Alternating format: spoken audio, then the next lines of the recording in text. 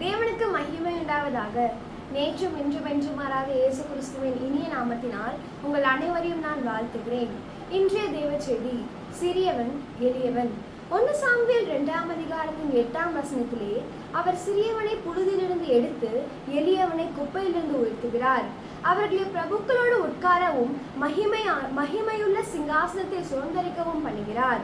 பூமியின் அஸ்திபாரங்கள் கர்த்தருடையவைகள், அவரே அவைகளின் மேல் பூச்சக்கரத்தை வைத்தார். 1 சாமுவேல் 2ஆம் அதிகாரத்தின் முதல் 10 வசனங்கள் அன்னாளின் ஜெபம், அதாவது பாட்டு. அதில் மிக முக்கியத்துவம் வாய்ந்தது சிறியவன் எளியவன் என்ற உண்மைகள். நாம் சிறியவன் எளியவன் என்ற இடத்தில் இருந்தால்தான் சிங்காசனத்தை சுதந்திரித்துக் கொள்ள முடியும். இது சாமுவேலை பற்றி அவன் தாயாகிய அன்னாள் சொல்லும் சத்தியங்கள். 1 சாமுவேல் 1ஆம் அதிகாரத்தின் 22ஆம் வசனத்திலே சாமுவேலை பெற்று பால் மறந்த பின்பு அவன் கர்த்தரின் சந்நிதியில் காணப்படவும் அங்கே எப்பொழுது இருக்கவும் நான் அவனை கொண்டு போய் விடுவேன் என்பது அன்னாளின் ஒப்பு கொடுத்தல். அது 1 சாமுவேல் 1ஆம் அதிகாரத்தின் 28ஆம் வசனத்திலே நிறைவேறப்பட்டது. ஆகையால் அவன் கர்த்தருக்கென்று கேட்கப்பட்டபடியினால் அவன் உயிரோடு இருக்கும் சகல நாளும் அவனை கர்த்தருக்கே ஒப்புக் கொடுக்கிறேன் என்றால் அவன் அங்கே கர்த்தரை பணிந்து கொண்டான். ஆசாரியனாகிய ஏலியின் குமாரர்கள் பேலியாளின் மக்களாயிருந்தார்கள். அவர்கள் கர்த்தரை அறியவில்லை என்று 1 சாமுவேல் 2ஆம் அதிகாரத்தின் 12ஆம் வசனத்திலே எழுதப்பட்டிருக்கிறது.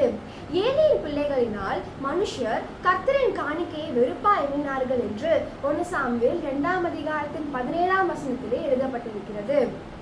தேவஜனம் தேவ சமூகத்துக்கு செல்ல ஏலியின் பிள்ளைகள் இடரலாயிருக்கிறார்கள்.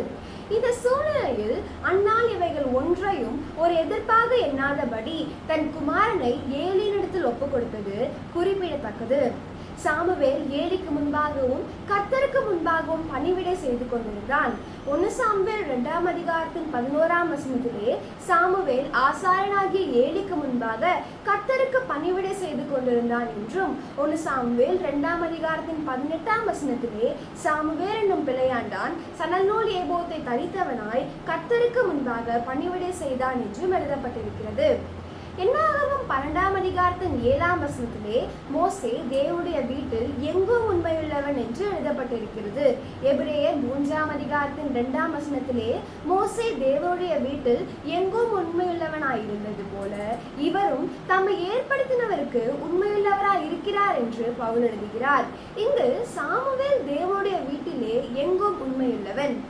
1 சாமுவேல் 3ஆம் அதிகாரத்தின் 19ஆம் வசனத்திலே சாமுவேல் வளர்ந்தான், கர்த்தர் அவரோட கூட இருந்தார், அவர் தம்முடைய எல்லா வார்த்தைகளிலும் ஒன்றையாகிலும் தரையிலே விழுந்து போக விடவில்லை என்றும் 1 சாமுவேல் 3ஆம் அதிகாரத்தின் 20ஆம் வசனத்திலே சாமுவேல் கர்த்தருடைய தீர்க்கதரிசிதான் என்று தான் முதல் பெயர்சபா மட்டுமுள்ள சகல இஸ்ரவேலருக்கும் விளங்கினது என்றும் எழுதப்பட்டிருக்கிறது. இங்கு நாம் காணும் சாமுவேலின் மேன்மை உயர்வு என்பது அன்னாளின் ஜெபம், அதாவது பாட்டு என்ற சிறியவன் எளியவன் என்ற தகுதியில் அடங்கி இருக்கிறது. இங்கு சாமுவேலின் மேன்மை உயர்வு என்ற வார்த்தை 2 சாமுவேல் 23ஆம் அதிகாரத்தின் 1ஆம் வசனத்திலே மேன்மையாய் உயர்த்தப்பட்டு என்று தாவீது தன்னை குறித்து சொன்ன வார்த்தையோடு இணைகிறது. தாவீது தன்னை சிறியவன் எளியவன் என்று பல இடங்களில் குறிப்பிடுகிறார். முதலாவதாக சிறியவனை புழுதியிலிருந்து எடுத்து என்பது மண்ணிலிருந்து புழுதியிலிருந்து மனிதன் உண்டாக்கப்பட்டான் என்பதை காட்டுகிறது. இதை ஆதியாகமம் 2ஆம் அதிகாரத்தின் 7ஆம் வசனத்திலே நாம் காண்கிறோம். தேவனாகிய கர்த்தர் மனுஷனை பூமியின் மண்ணினாலே உருவாக்கி ஜீவ சுவாசத்தை அவன் நாசியிலே ஊதினார், மனுஷன் ஜீவாத்மாவானான். மனிதன் தன்னை சிறியவன் என்று எப்போதும் எண்ணிக்கொள்ள வேண்டும். என் பிதா என்னிலும் பெரியவர் என்று யோவான் 14ஆம் அதிகாரத்தில் 28ஆம் வசனத்திலும் என் பிதா எல்லாரிலும் பெரியவராய் இருக்கிறார் என்று யோவான் 10ஆம் அதிகாரத்தின் 29ஆம் வசனத்திலும் இயேசு தம் வாயிலாகவே குறிப்பிடுகிறார். பிலிப்பியர் 2ஆம் அதிகாரத்தின் 6, 7, 8 வசனங்களிலே பிதாவுக்கு சமம் என்ற பதவியை இயேசு கொள்ளையாடவில்லை. அவர் தேவனுடைய ரூபமாயிருந்தும் தேவனுக்கு சமமாயிருப்பதை கொள்ளையாடின பொருளாக எண்ணாமல் தம்மை தாமே வெறுமையாக்கி அடிமையின் ரூபம் எடுத்து மனுஷ சாயலானார். அவர் மனுஷரூபமாய் காணப்பட்டு மரண பரியந்தம், அதாவது சிலுவையின் மரண பரியந்தம் கீழ்ப்படிந்தவராகி தம்மை தாமே தாழ்த்தினார். என் பிதா என்னிலும் பெரியவர் என்றால் இவர் சிறியவர் என்றே பொருள்படும். 1 கொரிந்தியர் 15ஆம் அதிகாரத்தின் 47ஆம் வசனத்திலே, முந்தின மனுஷன் பூமியிலிருந்து உண்டான மண்ணானவன், 2ஆம் மனுஷன் வானத்திலிருந்து வந்த கர்த்தர் என்று எழுதப்பட்டிருக்கிறது. புழுதியிலிருந்து எடுக்கப்பட்ட மனிதனை சிறியவன் என்று நாம் கண்டோம். தேவனுக்கு சமம் என்ற இடத்தை கொள்ளையாடாமல் மனிதனான இவரும் தேவனுக்கு சமம் என்ற இடத்தை கொள்ளையாடாமல் மனிதனான இவரும் என் பிதா என்னிலும் பெரியவர் என்று தம்மை பிதாவுக்கு சிறியவராக்குகிறார். தேவன் மனிதனானார் என்பது ஆச்சரியத்திலும் ஆச்சரியம். தேவன் மாம்சத்தில் வெளிப்பட்டார் என்பது ஆராய்ச்சியிலும் ஆராய்ச்சி. மனிதன் தன்னை சிறியவன் என்ற இடத்திலே எப்போதும் வைத்துக் கொள்ள வேண்டும். ஆதி மனிதன் வாழ்க்கையிலே சர்ப்பம் ஏவாளை வஞ்சித்த இடத்திலே இவர்கள் தாங்கள் சிறியவர்கள் என்ற இடத்தை இழந்து நஷ்டத்தை அடைந்தார்கள். அனாதி தேவன் என்பது யாக்கோபோடு இணைந்தது. உபாகமும் 33ஆம் அதிகாரத்தின் 27ஆம் வசனத்திலே அனாதி தேவனே உனக்கு அடைக்கலம் என்று எழுதப்பட்டிருக்கிறது. இந்த யாக்கோபை யோவான் 4ஆம் அதிகாரத்தின் 12ஆம் வசனத்திலே சமாரிய நாட்டு ஸ்திரீ பெரியவர் என்ற வார்த்தையில் குறிப்பிடுகிறார். நீர் யாக்கோபை விட பெரியவரோ? அனைத்து இஸ்ரவேலரும் யாக்கோபு பெரியவர் என்ற கண்ணோட்டத்தில் இருக்கிறார்கள். ஏசாயா 17ஆம் அதிகாரத்தின் 4ஆம் வசனத்திலே யாக்கோபின் மகிமை குறைந்து போம், அவருடைய கொடுத்த தேகம் மெலிந்து போம் என்று எழுதப்பட்டிருக்கிறது. யாக்கோபை பெரியவர் என்று மற்றவர்கள் சொல்வது, அந்த பெரியவர் என்ற வார்த்தை தகர்க்கப்படுவதாக ஏசாயா 17ஆம் அதிகாரத்தின் 4ஆம் வசனத்திலே நாம் காண்கிறோம். ஆமோஸ் 7ஆம் அதிகாரத்தின் 2ஆம் வசனத்திலே யாக்கோபு திரும்ப யாரால் எழுந்திருப்பான், அவன் சிரித்து போனான் என்று எழுதப்பட்டிருக்கிறது. மனிதன் தன்னை சிறியவன் என்ற இடத்திலே நிறுத்தாமல் அவர் நஷ்டப்பட்டது போல யாக்கோபே மற்றவர்கள் பெரியவர் என்று சொன்ன இடத்திலே அது தகர்க்கப்பட்டது போல நாம் காணப்படாதபடி நாம் சிறியவன் என்ற இடத்திலே நம்மை வைத்துக் கொள்ள வேண்டும். ரோமர் 11ஆம் அதிகாரத்தின் 26ஆம் வசனத்திலே இது யாக்கோபின் அவபக்தி என்று எழுதப்பட்டிருக்கிறது. மீட்கிறவர் சீயோனிலிருந்து வந்து இந்த அவபக்தியை நீக்குவார் என்று நாம் காணலாம்.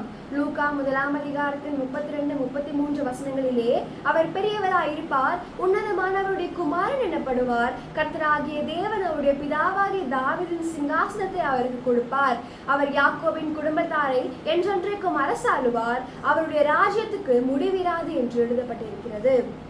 என் பிதா என்னிலும் பெரியவர் என்ற இடத்திலே இயேசு தம்மை வெளிப்படுத்தினபடியினால் அவரை எல்லாவற்றிற்கும் மேலாக உயர்த்தி அவரை பெரியவராக்குகிறார் என்று பிலிப்பியர் 2ஆம் அதிகாரத்தின் 9ஆம் வசனத்திலே எழுதப்பட்டிருக்கிறது.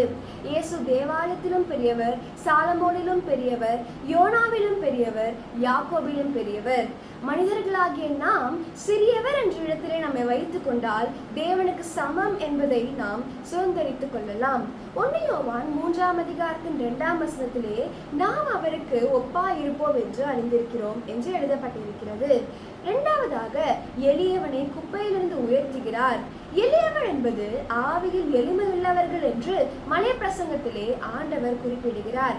குப்பை என்பது நாம் பலியாக்கப்பட்டு குப்பையாக்கப்படுவதை காட்டுகிறது.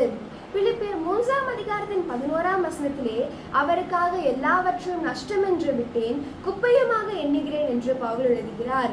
இந்த குப்பை என்ற இடத்திலே நாம் வந்தால்தான் உயிர்த்தெழுதலை அடைந்து கொள்ள முடியும்.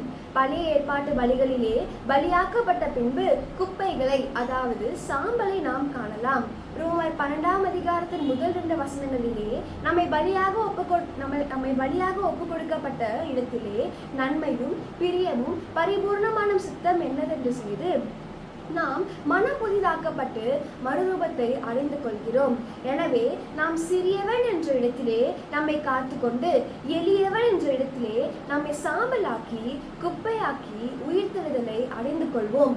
1 சாமுவேல் 7ஆம் அதிகாரத்தின் 15ஆம் வசனத்திலே சாமுவேல் உயிரோடு இருந்த நாளெல்லாம் இஸ்ரவேலை நியாயம் விசாரித்தது போல நாம் உயிரோடு இருக்கும் நாளெல்லாம் சிறியவன் என்றும் எளியவன் என்றும் நம்மை காத்து நீதியை அடைந்து கொள்வோம். கர்த்தர் நம்மை ஆசீர்வதிப்பாராக.